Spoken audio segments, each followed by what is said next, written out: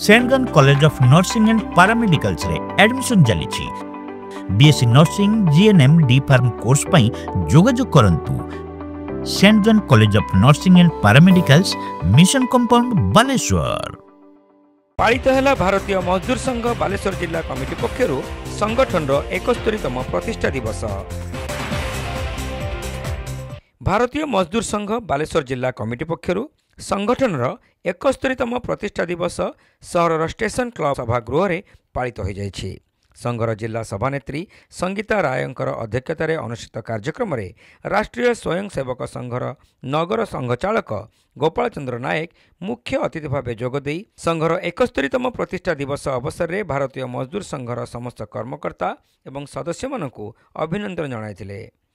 राष्ट्रीय स्वयंसेवक संघर एक विविध क्षेत्र भावे भारतीय मजदूर संघ राष्ट्र हित उद्योग हित एवं श्रमिक हितर लक्ष्य नहीं कार्य तार जारी रखिछि बोली श्री नायक मत प्रकाश करथिले।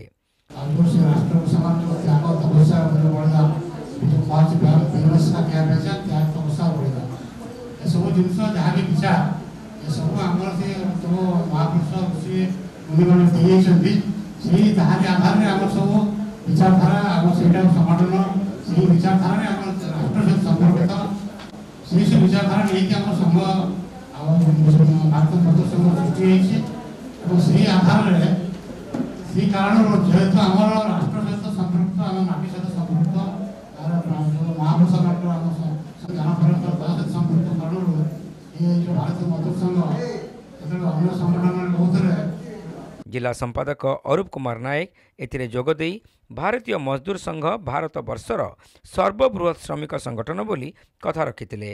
संघ 1955 मसीहा जुलाई 23 तारिख आरंभ होई अद्यावधि निरवच्छिन्न भाव 71 वर्ष में पदार्पण कर सारी। संघर प्रतिष्ठाता श्रद्धेय दत्तपंत ठेंग डीजी आदर्श रे अनुप्राणित होई अद्यावधि अण राजनैतिक श्रमिक संघ भाव में विश्व पटल रे उभा होई परिछि बोली श्री नायक मत व्यक्त करथिले।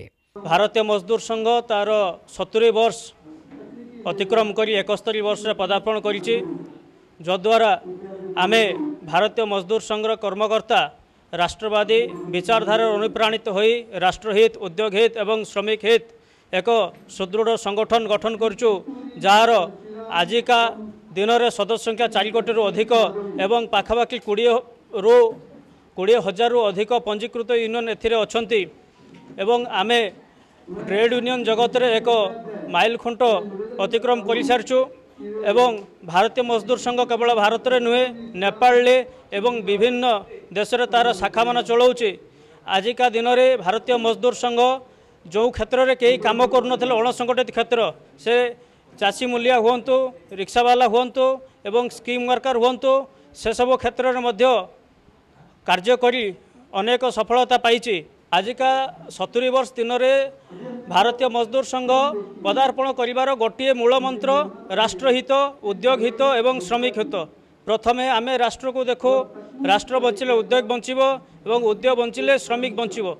आमर मध्य जो नारा अच्छी आमे कहू जे राष्ट्र देश के हित में करेंगे काम के लेंगे पूरे दाम।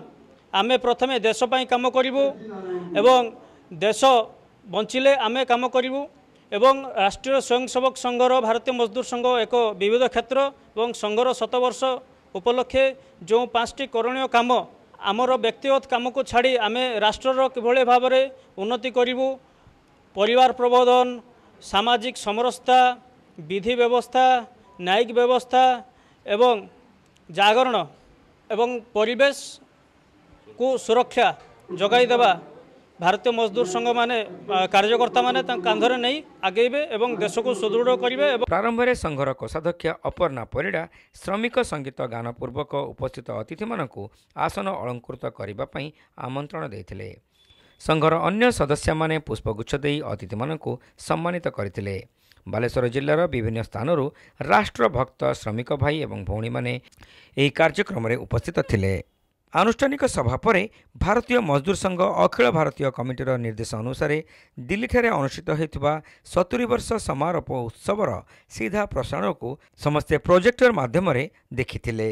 एथिरे राष्ट्रीय स्वयंसेवा संघर संघ चालक मोहन भागवत को अभिभाषण शुणा सह समस्ते राष्ट्रवादी हेबार शपथ नहीं।